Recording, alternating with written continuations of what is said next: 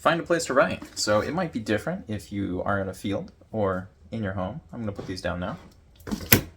So we're looking at Commonplace Binder 101. This is video number 57 of 100. That is this video. That is next video. I'm going to go through these columns one at a time, and that'll be the video. So I'm going to pick this thing up again. Commonplace Binder. So this is basically Commonplace book, but it's a little bit different because, as you can see, these are rings, meaning if I have page numbers, that doesn't make sense because the pages will move around, and so I have a content section and tabs at the top rather than a complicated index. So I'm going to put this down because it does get heavy after a while, and I had to run outside just now to make sure the trash got out on time. So find a place to write. Probably not next to a trash can, so you're going to want to make sure that your place smells nice, but mostly that you have enough space to work. So if you're in a field, you're obviously going to have space.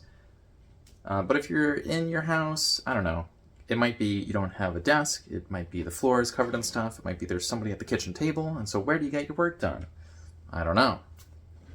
So that'll depend on the person, but generally speaking, you just got to find a place to write, and we're moving on to the next one. Books at home. So there might be more books at the library, but if you have books at home, you can do stuff with them, like write in them, take notes on them. But you could take notes on books if you're not in your house, and you could maybe take the books into a field. The problem, of course, with taking the books into the field is they are much more likely to be damaged if they are outside the house rather than just hanging out on your shelf.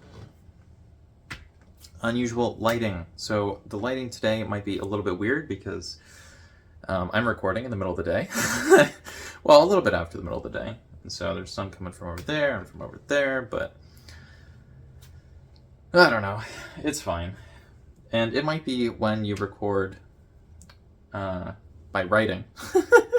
Might be recording like video, or by video, like I'm doing right now.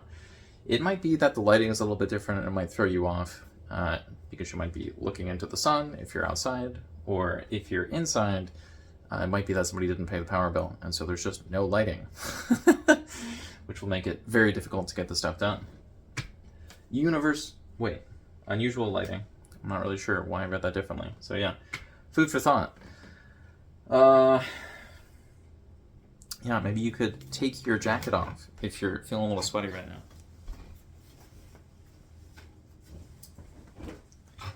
So, now that I'm no longer burdened by a jacket, wow, feels like this is taking up the whole corner. Food for thought. I don't really know where to go with this. So I picked this up from the shelf. I didn't go to a store or anything. Obviously, at some point it came from a store, but the point is, I don't normally include this in my videos. So if you're outside, it might be that you take notes like this, because it's very inconvenient to carry around a giant thing like this and find a flat surface from which to actually utilize it properly. Buying time for miracle.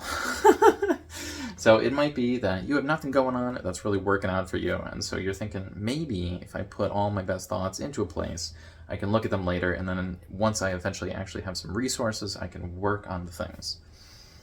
But if you don't even have a binder, because you can't have that, maybe if you're really focused on the physical paper stuff, you could start with something little like this. Comfort zone. You might feel like you're way out of your comfort zone when you're working outside or working inside your house. It might be there's somebody really annoying in one of those places. But it could also be that if you're writing down things in a certain place in public, like if you're at like a town council event, the town councilors might be looking at you like, who is this person and why are they taking notes? Are they upset with me? What's going on? And so sometimes you might go to a place where you might be comfortable, but the other people are very uncomfortable about it. So comfort zone for you, but also comfort zone for other people. So a week with my books. So I would love to spend a week with my books, but I have been very focused on getting my tax stuff done, which has been more annoying than usual.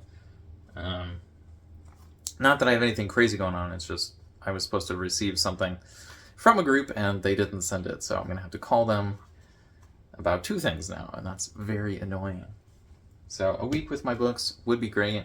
I haven't done that in a very long time, so I think last year I only read like 1 book, Which I know for the category is kind of ridiculous, because this is normally the category where people are like, well, you know, I read 1 book per year, and that was a lot less than normal, so I really enjoyed it. Meant to say 1 book per week. But yeah. Incredibly offended. So if you're out and about in public and you are writing stuff down, people might get really offended by that, but also people might get a little offended by the thing I said earlier, where I only read 1 book last year. At least I think it was only 1 book. It might be that I just read another book on the side by accident. I was like, oops, read a book. But there's only 1 new one I remember reading last year. Might have actually been the year before that. I should probably read more. So, starting, how do I read more books? Well, probably spending less time on my phone and my computer, and making sure that I actually make a habit out of doing the thing. End of week. So maybe during the week you're at home and you're like, well, yeah, if I want to take notes, I'll just be inside my house. But it might be at the end of the week, over the weekend, you're like, okay, if the weather's nice, we could go somewhere and actually like take notes in the park or listen to an audiobook and just relax. But maybe your week never ends. Small notepad. That's what I'm holding right here. And hilariously, that is green, just like this. That's totally coincidental. That's fun. So if you have a small notepad, you can just open it up, write some stuff in here. Sometimes I've seen people try to like jam pencils in here. That doesn't work unless the pencil's like really small, and then you're still going to be like trying to do something really weird. So yeah. If you carry one of these, I would actually say carry a pen rather than a pencil, because the pencil might break, and the pencil point is a lot more likely to break than the pen point is to break. Intake valve. So after you've taken all your notes, oh wow, I went all the way to the back there. After you've taken all your notes, what you really want to do is put them in a place where everything goes. And so what I mean by this is everything. Maybe half of your stuff, but if you have everything go into that place, you can take the notes and write everything down or do whatever you're going to do. It'll all be chronological, and then when you review it later, you can take the things out. And it doesn't matter what the chronology is, but at least you'll remember when they came from, if you didn't add like a date or something. And so there will be a little bit of added context. Finding space. So if you have a place where you just dump everything, if this place is physical, you might run out of space.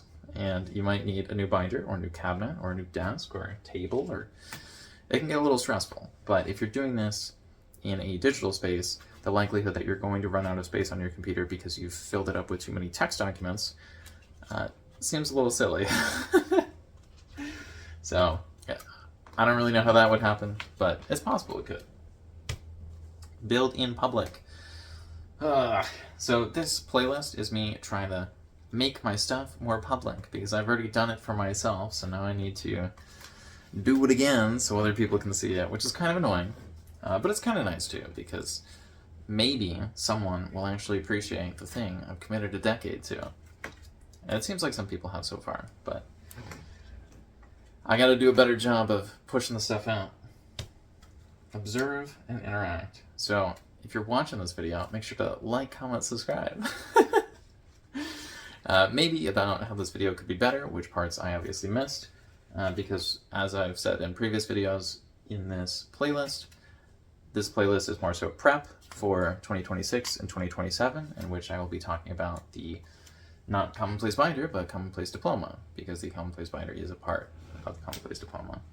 And I will probably also be talking about my Vitocracy project, which is something unrelated that I haven't really gone into. But it might be I do something else, but you know, that's 2027, and for me it is March of 2025. So that's a little bit into the future. And yeah, if you want to interact with that, that'd be great. Explore even further. So what will you get to do if you look at your notes a second time? Well, you'll see, oh, I had this thought when I got out of the shower. I had this thought after I woke up. I had this thought after class. And you'll be able to take that stuff one step further. So it's not that you're going to become some super genius. It's just you're going to become a person who asks one more question and then answers that question. So that's pretty good. already a memory. So there might be some people here watching who are above the average age of people on the channel, and they have already lived a full half of their life or more. And so for a lot of those people, the chances that they're going to be in a random field or in their house and nothing's going to be happening, unless they're retired, is like kind of low, because, you know, they're busy, they're at the height of their earning potential, or, you know, their kids are just working on stuff. And so what you want to do, if you're getting to be a little bit older, is focus on the memories you've already had, simply write those down and review them. So I could go a little bit more into depth, but this is supposed to be about, you know, how your notes are outside versus inside. Basically, if they're outside, you know, they're going to be smaller, and it's more likely that something bad's going to happen to them, but you're probably going to enjoy it more hanging out in a garden rather than a dark room. So AI layoffs. It might be that you can focus on your memories because you got a lot of free time, because a lot of people are getting fired because of all the AI stuff. So it's not necessarily artificial intelligence that is actually intelligent or functions, but it's usually a lot more convenient, as far as I've heard, to simply fire half the workforce and then rehire them as people who will train the bots for a much lower salary, or just bringing in new people, because that's a way to get rid of all the older tech workers. But I don't know. What I do know is that this is for any age. So even if you are an older tech worker or a younger tech worker, you can still use the system. So a common place is basically the place where you put all your stuff. So maybe we could say it's like the intake valve, but really it's more so the refined intake valve. So like after you have collected all your stuff, it's the place where you put it to review it and refine it and eventually get some cool stuff from it. But normally people have a commonplace book, and that has existed for centuries. But I think a binder is much better for beginners, because they don't have to figure out the exact page numbers for everything. The index can be very complicated for people. I think it's actually the most complicated part of a commonplace book, unless someone goes really into properly sourcing everything and giving proper citations and printing and like a whole bunch of other stuff. But if you're just writing stuff down, I think a binder is probably a lot better, because you can change the order of the sheets. If you run out of space in your content section, you can just add another page. Like, it's really not a problem.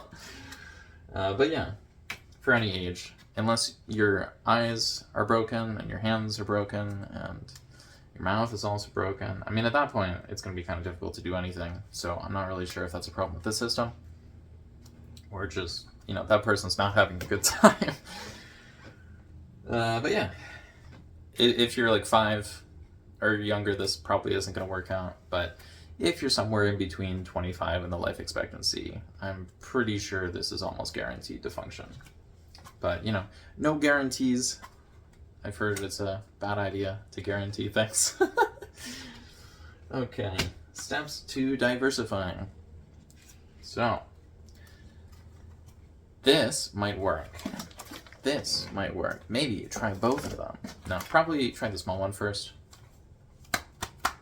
But yeah, if you're trying to diversify where your thoughts come from, it might be if you write down your memories and then you know, write them down in a place like this, transfer them over to a place like this, change them up a little bit when you transfer them, and then type up whichever ones are the best. It might be you prioritize the really good stuff and review that, you know, after every 5 years or 50 years or whatever.